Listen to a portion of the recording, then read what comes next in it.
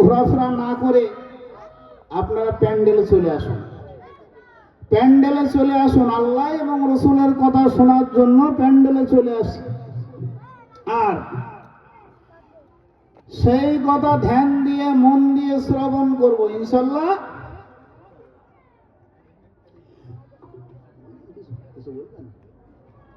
আচ্ছা, ঠিক আছে। তো ধ্যান দিয়ে মন দিয়ে ইনশাল্লাহ আমরা শুনবো। প্রত্যেকেই তো আমাকে চেনেন, ছোট থেকে মানে বড় বয়স্ক পর্যন্ত, যে আমি যে অচেনত তা তো নাই। তবে মাদ্রাসার একটা নিয়ম বা পদ্ধতি আছে। মাদ্রাসার নিয়ম বা পদ্ধতির বাইরে আমরা কেউ চলবো না। মাদ্রাসা থাকা মানে আল্লাহ এবং রসুলের কোরআনকে হেফাজত করা, মানে গ্রামকে হেফাজত করা। আমরা প্রত্যেকেই ভাই হেফাজত করার জন্য আমরা গ্রাম থেকে সবাই চলে আসি কোরআনের মজলিসে, হাদিসের মজলিসে আমরা চলে আসি। আপনারা নিশ্চয় এর আগেও শুনেছেন, কারি রিয়াজতুল্লাহ উনি এসে গেছে, মাগরিবের নামাজ পড়েছে আমাদের এখানে এসে, মাদ্রাসায় এসে। তা আমার পরেই কারি রিয়াজতুল্লাহ আসবেন। আপনারা এদিক ওদিকে ঘোরাফেরা না করে সবাই চলে আসুন। এরপরে ছেলের মাথায় পাগড়ি পরানো হবে। তা আমরা দেখবো যে আমাদের মাদ্রাসা থেকেও ছেলে হাফেজ হয়েছে, কোরআন রক্ষা করেছে। তাই সেটা দেখার জন্য আমাদেরকে আসতে হবে। তো চায়ের দোকানে আমরা বলবো ওই হাফেজ হয় না, মৌলানা হয় না, এই সমস্ত কথাবার্তা বলিতে মাদ্রাসায় আসবো, দেখবো, তবেই আমরা বুঝতে পারবো যে আমাদের এইখান থেকেও হাফেজ হচ্ছে, কোরআন রক্ষার বা হেফাজত করার মতন মানুষ তৈরি হয়ে যাচ্ছে। না ভাই, সবাই আমরা চলে আসি। এতক্ষণ যা বললাম আমি তো আপনাদেরকে আহ্বান করার জন্য বলেছি। আলহামদুলিল্লাহ নাহমাদুহু ওয়া নাস্তাঈনুহু ওয়া নাস্তাগফিরুহু ওয়া নু'মিনু বিহি ওয়া নাতাওয়াক্কালু আলাইহি ওয়া নাউযু বিল্লাহি মিন শুরুরি আনফুসিনা ওয়া মিন সাইয়্যাতি আমালিনা। من يهده الله فلا مضل له ومن يضلل الله فلا هادي له ونشهد أن لا إله إلا الله ونشهد أن محمدا عبده ورسوله. أعوذ بالله من الشيطان الرجيم. بسم الله الرحمن الرحيم. قال رب اشرح لي صدري ويسر لي أمري واحلل عقدة من لساني يفقهوا قولي. ربي زدني علما ربي زدني علما ربي زدني علما. اللهم صل على محمد وعلى آل محمد كما صليت على إبراهيم وعلى آل إبراهيم إنك حميد مجيد. اللهم بارك على محمد وعلى آل محمد كما باركت على إبراهيم وعلى آل إبراهيم إنك حميد مجيد. نحمده ونصلي على رسوله الكريم. أما بعد.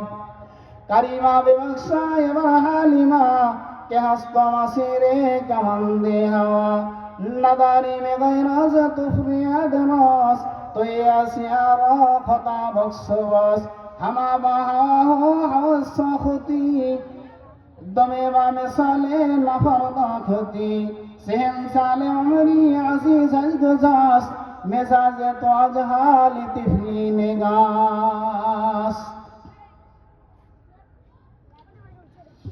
মাফ করো গো মাবুদ আল্লাহ, হাজিরে তোমার দরবারে। মাফ করো গো মাবুদ আল্লাহ, হাজিরে তোমার তোমার দরবারে যার ওসিলায় করছো পয়দা, মাফ করো তার খাতিরে।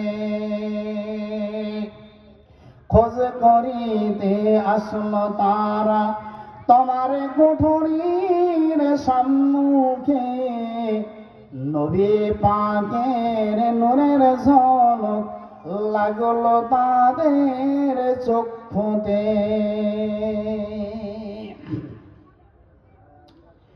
আলহামদুলিল্লাহ, আলহামদুলিল্লাহ। আল্লাহ পাকের অশেষ রহমত, সালাম এবং শান্তির বাণী, শান্তির ধারা প্রত্যেকটা ভাইদের প্রতি বর্ষিত হতেই থাকুক বলে আল্লাহুম্মা আমিন। আল্লাহ পাক আমাদেরকে মাগরিবের পর থেকে শুরু করে এতক্ষণ পর্যন্ত কোরআন থেকে, হাদিস থেকে, বিভিন্ন ওলামা হযরতগণদের মুখ থেকে আলোচনা শুনিয়ে নিলেন বা শুনলাম বা এখনো শুনব। আল্লাহ পাক আমাদের প্রত্যেককে যেন আমল করার নিয়তে শোনার তৌফিক দান করে বলি আল্লাহুম্মা আমিন। আল্লাহ পাক আমাদেরকে কোরআনের মজলিসে, হাদিসের মজলিসে যে উদ্দেশ্য নিয়ে বসিয়েছে, আজকে আমাদের এই কোরআনের মজলিসের সম্মানীয় সুযোগ্য সভাপতি মশাই এবং আমার সামনে বসে থাকা ভাইজানেরা এবং আমার পর্দা নসিবে মা ও ভগ্নীগণ, আল্লাহ পাকের রহমতে, আল্লাহ পাকের দয়ায়, আল্লাহ পাকের ইহসানে আমি অধম গুনাহগার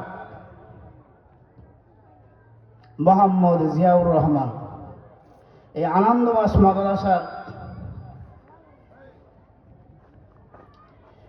কোরআনকে হেফাজত করার জন্য, হাদিসকে হেফাজত করার জন্য, দিনকে হেফাজত করার জন্য আপনাদের সামনে কটা কথা বলে ইতি টানার চেষ্টা করবো ইনশাআল্লাহ। আর আমরা যারা শুনছি বা শোনার জন্য এসেছি, প্রত্যেকেই আজকে থেকে যেমন সাহাবায়ে কেরামরা বা সাহাবারা ফজরের নামাজের পরে আল্লাহ রাসূল মহানবী সাল্লাল্লাহু আলাইহি সাল্লাম বলতেন এই আমলটা শুরু করে দাও, সাহাবারা কি করতেন? শুরু করে দিতেন। আর আমাদের হালত কি বলুন তো? আমরা একটা দিন ধার্য শুরু করে দিই। তার কারণ দেখবেন অনেক ওলামা হযরতরা দাওয়াত দেয়, ভাই নামাজ পড়তে পারে না বলে সবই জানি, পড়া হয় না, শুক্রবার থেকে পড়ুন বলে, কি বলে না? বলেন, বলে না এই কথা? তবলিগে ভাইরা যদি আসে বলে আপনারা যান, পরে যাব। এই যে একটা ইবলিস শয়তান আপনার ভিতর আমার ভিতরে ধোঁকা দিয়ে রেখেছে বা ধোঁকা দিচ্ছে, এই শয়তানটাকে আগে মারতে হবে। এই জন্য আদম আলাইহিস সালাতু সাল্লামকে এই ইবলিস শয়তানের কারণে মা হাওয়াকে এবং আদম আলাইহিস সালাতু সাল্লামকে জান্নাত থেকে বিতাড়িত করেছে।